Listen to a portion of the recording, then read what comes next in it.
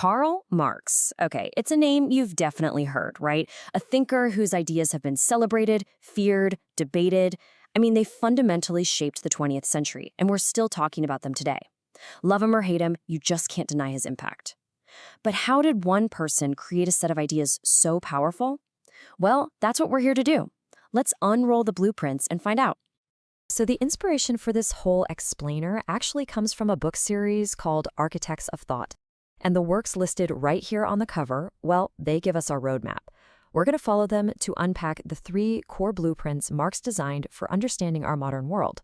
We're talking worker alienation, class struggle, and surplus value. So that really is our central question. How did one guy, back in the 19th century, draft a set of ideas so potent they would inspire revolutions, define entire political systems, and are still fiercely debated in every corner of the globe today? It's kind of wild when you think about it. Let's dig in. All right, blueprint number 1. This one starts, maybe surprisingly, not with grand revolutions, but with the individual. It's an idea Marx was developing in his early work, the Economic and Philosophic Manuscripts of 1844. And it all kicks off with a really personal question. I mean, just think about it for a second. For most of us, work is what we do for a huge chunk of our lives. You'd think it should be a source of pride, creativity, maybe even joy. But Marx looked at the industrial world exploding around him and asked, is it really? And his answer was a big, emphatic no. He had a name for this feeling: alienation. Alienation. It's this deep sense of disconnect. You know the feeling. It's when your work doesn't really feel like your work. It's the feeling that you're just a cog in a giant machine, making something you have no real connection to for a purpose you don't really share. And to make it super clear, Marx broke it down for us. So Marx saw this as a 4-step process. First, he said you're alienated from the product you're making. Think about a factory worker on an assembly line. They don't own the car they help build. They can't even afford it sometimes. Then you become alienated from the act of working itself. It's not a creative outlet. It's just repetitive, forced labor to get a paycheck. This, he argued, then alienates you from your own human nature, that spark that wants to create things freely. And the final step? Well, if we're all just cogs in a machine competing for wages, we become alienated from each other. Now, for Marx, this feeling of alienation wasn't just some individual personal problem. No, it was a symptom of a much, much larger system. So for his next blueprint, he zoomed out, like way out. He wanted to understand the entire sweep of human history. And drawing from works like the German Ideology and, of course, the explosive Communist Manifesto, he came up with a radical new idea for what makes history tick. Forget what you learned about kings, queens, and great generals. For Marx, the real story, the engine that drives history forward, is economics. It's the constant, simmering struggle between the haves and the have-nots. He called this whole idea historical materialism, basically the notion that our material conditions, like who owns what, are what define our society and force it to change. In his time, Marx saw this conflict playing out between 2 main groups. On one side, you have the bourgeoisie. These are the owners, the ones who have all the stuff you need to create wealth, the factories, the land, the capital. And on the other side, you've got the proletariat. That's pretty much everyone else, the workers who own nothing but their own ability to work, which they have to sell to the bourgeoisie just to survive.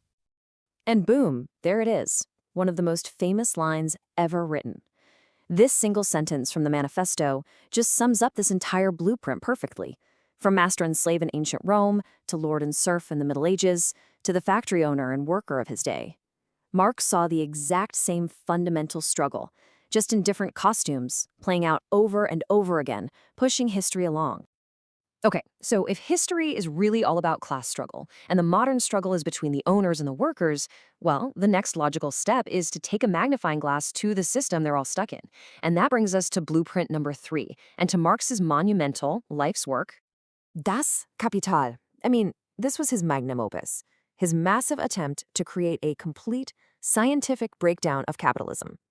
He wanted to pop the hood, look at all the moving parts, and figure out exactly how the engine of profit actually worked.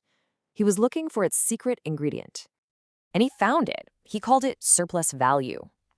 For Marx, this wasn't magic. It was just math.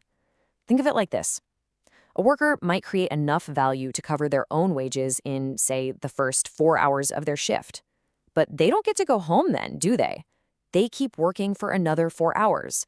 And the value they create in all those extra hours, that right there is surplus value. Let me put it another way. The capitalist buys the worker's time for a set price. That's the wage. But then they turn around and sell the products made during that time for a much higher price. That gap, the difference between the worker's wage and the final value of whatever they produced, that's the surplus value. And that becomes the capitalist's profit. For Marx, this wasn't just business, it was exploitation built right into the system's DNA. So, we've taken a look at the individual, at history, and at the economy, all through Marx's eyes. We've seen the core architectural plans he drew up for how he believed the world works. But here's the big question. After more than 150 years, do these designs still hold up? So let's just quickly recap the blueprints we've unrolled. First, there's alienation, which is all about the psychological price we pay for modern work. Second, you've got class struggle, which he saw as the very engine of history. And third, surplus value, the hidden economic gear that he believed makes profit possible. Together, these are the foundational pillars of his entire worldview. And that leaves us right here with the final and most crucial question. In our world, a world of gig economies, of global finance, of digital labor, do these 19th century ideas still give us a useful way to understand our own lives? Are his blueprints for understanding the world still relevant today? Are we still living in the house that Marx described? That is something worth thinking about.